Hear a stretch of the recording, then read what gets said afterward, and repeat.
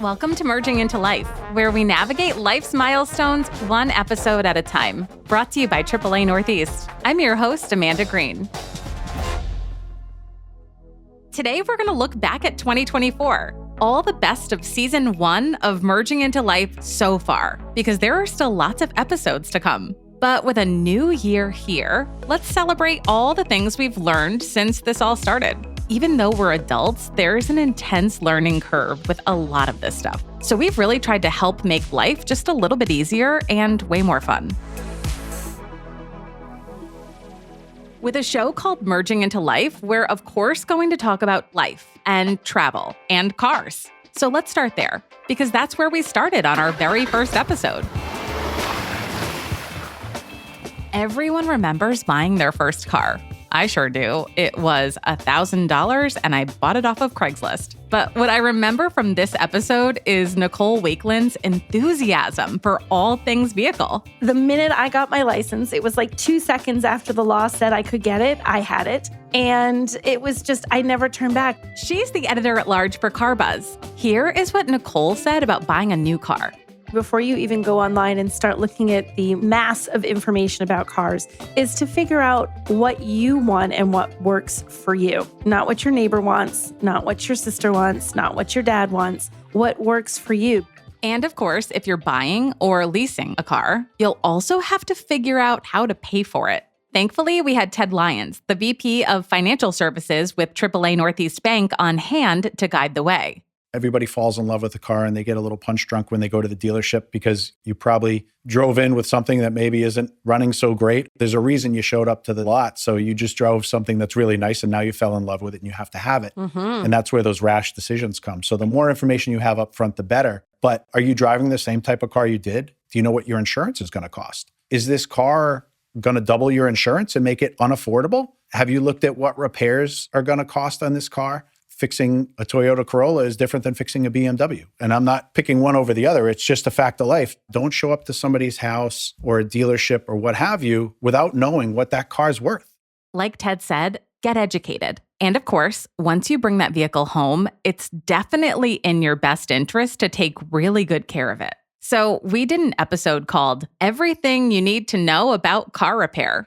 It's funny, something that stuck with me was that we're all supposed to run our vehicle for at least 30 seconds before we pull away. When you start your car, when it's cold, let it run for a good 30 seconds, maybe a minute. If you start your car, throw it in reverse right away. The engine's running, but it's not being lubricated for a good 30 or 40 seconds. So that's not a just in the winter thing. That's an all the time thing. Correct. The engine is cold all the time. So if it's 80 degrees out, the engine's cold because the engine runs at 210, 220 degrees. So it doesn't matter where you are in the country, the engine's cold. That nugget came from Peyton Knight, owner of Knight's Automotive Repair in Ledgewood, New Jersey. But something that I hadn't thought a lot about until we covered it in our episode all about electric vehicles is that the 30-second rule doesn't apply for EVs because there's no need for things like transmission fluid, oil, or even gas. But don't take it from me. I asked Matt Farrell, a tech enthusiast who spends his time looking at sustainable technologies and how they affect our lives. Here's what he had to say about the amount of maintenance EV owners can expect to do. Virtually nothing. Like I said, I've been driving electric vehicles since 2018. Obviously, windshield washer fluid, your tires might need to get replaced. Things like brake pads, things like that are still part of the car that you have to keep an eye on. Like my last car I had for 5 years, the brake pads were almost like new when I got rid of the car. So I never had to deal with those. There's no spark plugs. There's no oil to change. Really, it's just keep your car clean, make sure the tires are aligned, make sure they have good treads. It's like the normal kind of stuff like that. But beyond that, there is virtually no maintenance on an electric vehicle. I have to say, that's tempting. I was also curious about how often you have to charge up. Ben Sullins broke it down like this. The average range for a new EV is over 300 miles. And if you look at the Department of Transportation studies on household trips, how far people drive, there's less than 7% of people drive more than 30 miles a day. So at 300 miles average range, less than 30 miles per day, you're going to be fine for several days. Anecdotally, my wife and I both have electric vehicles and we drive a fair amount. We got to take kids to school and go do all those kind of things and go to work and back. And so in that, with 2 electric vehicles and one place to charge, she charges maybe twice a week and I charge maybe twice a week. So it's one of those things, you can even have multiple EVs and still not even need to be charging every single day. Ben is an EV advocate and a former data scientist, so he was really helpful in explaining the numbers behind EVs. Of course, if we're going to tackle anything car-related, the first thing we have to do is get our driver's license. Many of us head out as soon as we can, but there's a growing number of teenagers who are putting off driving until they're adults. So we brought in Linda Ritchie, AAA's driving instructor extraordinaire. One of the biggest things is build up slowly. You might start in a parking lot, cemetery, maybe an industrial area where there's some roadways but not too much traffic, and then go from there to a back road. Once you're on the back road and you're comfortable, move up again to the next level, which would be roads with traffic, maybe single lanes, maybe multi-lanes. And then once you're more comfortable with that, now you move to a highway. And one of the biggest things I would say is practice daily. Even if it's for 10, 15 minutes, at least it's practice. And then you want to practice on roads that are very familiar with you and then unfamiliar to you. I really enjoyed Linda's tips. As she said, new drivers are going to be out on the road with the rest of us soon. It's better for all of us if they know what they're doing. Speaking of hitting the road, we were fortunate to talk to Kim Rodriguez. She's an avid traveler, responsible for her blog, The K-Rod Collective. Kim's thing isn't just that she likes to travel, but like more and more people out there, she likes to travel alone. I started traveling by myself years ago, like 10, 11, maybe almost 12 years ago. And I did it because I was tired of waiting on other people to see the world. I had this long bucket list and all these places that I wanted to see. So I just took the leap and did it myself. Kim talked a lot about how to stay safe, but she also talked about the joys of being able to do things at your own pace and how when you're by yourself, you are more open to meeting people and making new friends. And isn't that what traveling is all about? On that same episode, we also talked to AAA's Jillian Young. She knows all the tricks and trends and says if you're traveling by air, early morning is the way to go. We actually looked at the busy summer travel season when we do see just so many flights between June, July, and August in particular. And at the 30 largest US airports, the percentage of on-time flights peaked during the 6 a.m. hour, and then it dropped every hour until 7 p.m., which had the worst percentage of on-time flight departures.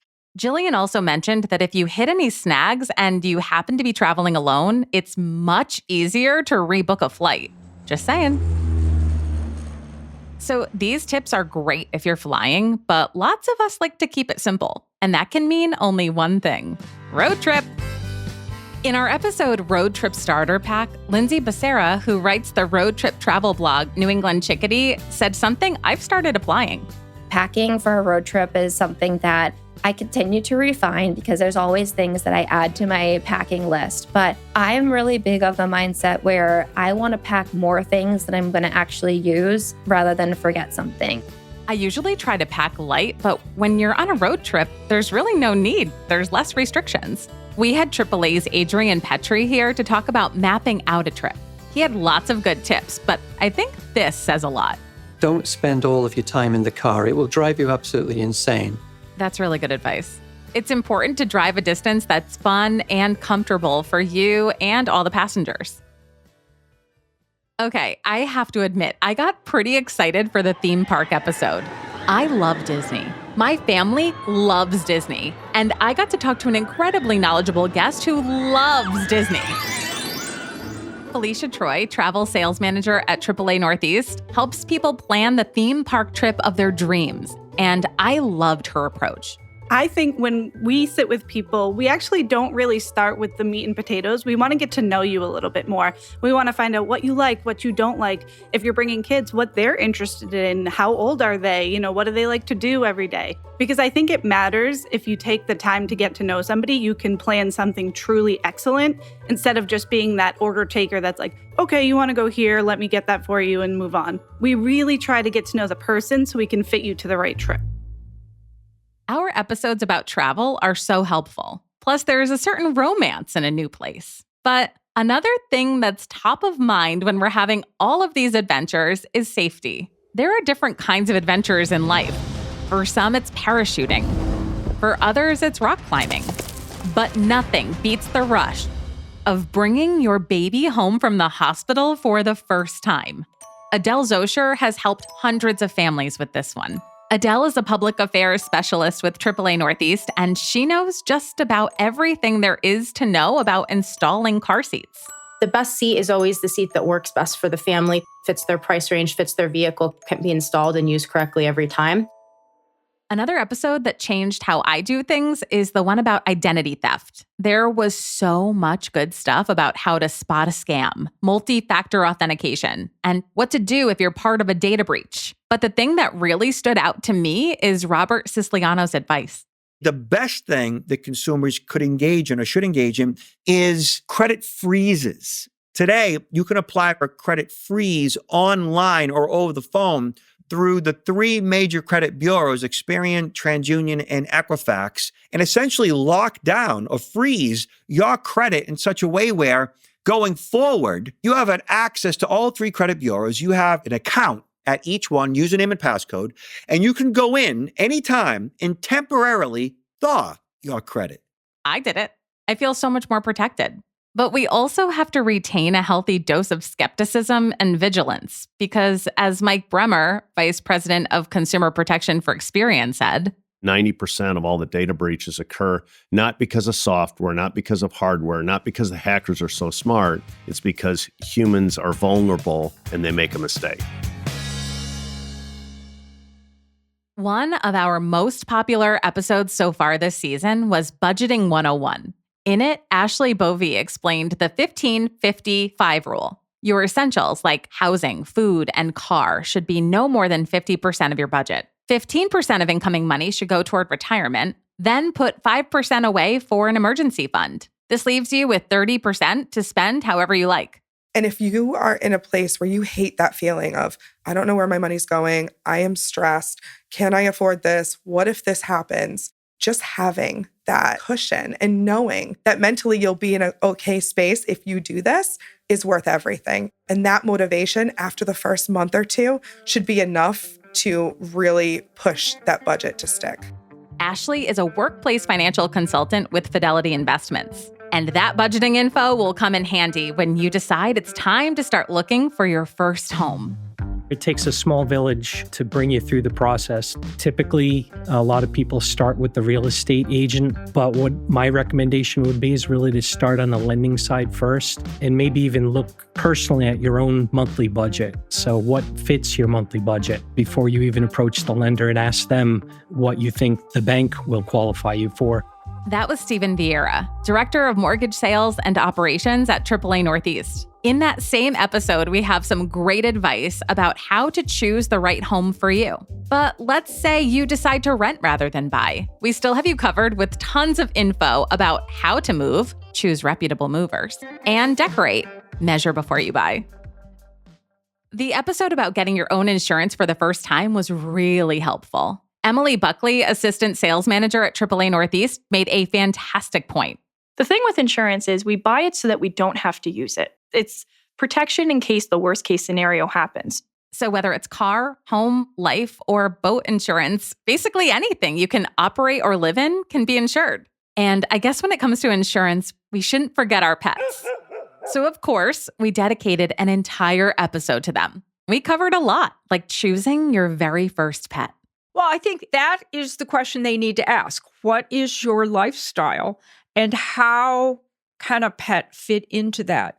So if you're someone who likes to go away on the weekend, can you take that pet with you where you're going on the weekend? Or if you're someone that works from home all the time and can walk a dog whenever you need to, then a dog might be a great pet. And then, let's not just think dogs and cats, but we could also think about kind of more non-traditional pets, which might be something in an aquarium. That needs probably less day-to-day maintenance, although having been a fish tank owner for some time, cleaning those things can be a challenge. Or some small mammal like a gerbil or a guinea pig.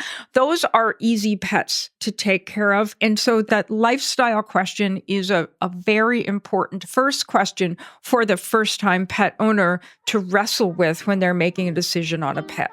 That was Dr. Ann Hohenhaus from Ask the Vet podcast. Pets make us happy because they're cute and give us unconditional love. Another thing that is a natural mood booster? Running. And who would know more about this than Jeff Dungate, runner-in-chief at Runner's World? The first thing I always recommend everybody is just make it a habit. Schedule it, put it on your calendar like any other important appointment. The easiest way to do that is make sure you get it done in the morning as well, because when life gets busy and things get pushed at the end of the day, that run is the thing that oftentimes gets sacrificed. So you just want to carve out the time to protect the time so you can go out and run or walk. In that episode, we delved into how to get off the couch, into some sneakers, and maybe, just maybe, entering your first race. It's full of great information. And if anything you heard today piqued your interest, go back and listen to the full episode. You'll find them on Apple Podcasts, Spotify, or wherever you get your podcasts. Thanks so much to all of our many guests who took the time to share their passions and knowledge with us. And of course, thanks to you for joining us. You've been listening to Merging into Life. Oh, hang on, Amanda. Our producer, Tori Belden, what's up? Well, I didn't want to close out the episode without some kind of quiz, so I'm here to ask you some questions. Okay, fun. All right, are you ready for Merging into Life trivia? Yes. Okay. Maybe. All right, let's give it a try. Okay, so your bestie Jenny once joked that she orders takeout every single night. What kind of food does she order? Pizza. Yes, you got it. Okay. My girl. Episode 1. Which activity elicited a wee from Nicole Wakelin? Oh, she talked about, did she jump a truck? Yes, she did. You got it. That was memorable. Took it up in the air, wee, and came down on the other side. Okay, you and Felicia Troy really hit it off over your mutual love of Disney. Do you remember what Felicia's favorite Disney snack food is? Oh my gosh. This is a tough one. Is it a Mickey pretzel? No. What was it? Buffalo chicken chips. Okay, spicy. All right. Okay, how about this one? Same episode. What is it called when you give out little mementos and trinkets to other people waiting in line with you? I know this one. Pixie dusting. Yes, of course you do. Okay, how about this? In our running episode, Jeff Dengate talks about fitting your running shoes. Should they be A, on the big side, B, normal, sort of like a walking shoe, or C, nice and snug? Ooh, I have no idea. Aha. Should they be snug? A, big. You want them on the big side. Interesting. I might need to go back and re-listen to that one. I was going to say, maybe your shoes are a little too tight, Amanda. According to Dr. Ann Hohenhaus, who was featured, of course, in our first pet episode, how many litter boxes do you need per cat? 1. She said they each need their own litter box. You got it. Exactly. So that's why when you get into a 3-cat situation, it's not so much the animal, it's the litter boxes in your house. All right. So this is the last question. Okay. So think back to the episode with the blogger Lindsay Becerra, aka the New England Chickadee. Mm-hmm. She was talking about road trips. It turns out that both of you went for a drive a good distance out of your way, ending up at the same restaurant for the same type of food. Do you remember what food that was? Grilled cheese. Yes. Epic grilled cheese. I mean, not just any old grilled cheese. Epic grilled cheese. That's exactly what I thought. If both of you are doing that kind of drive for a sandwich, it must be a good one. Thanks, Tori. That was fun. I can't wait for you to hear the episodes we have in store for you in the new year. You've been listening to Merging into Life, where we navigate life's milestones one episode at a time. Brought to you by AAA Northeast with assistance from Jar Audio. I'm your host, Amanda Green. We would love to hear what you think. Your feedback really matters to us. So if you have any ideas for an episode or you just want to say hi, please leave a review wherever you listen or email us at podcast@AAAnortheast.com. The views and opinions expressed in this podcast are not necessarily the views of AAA Northeast, AAA, and/or its affiliates.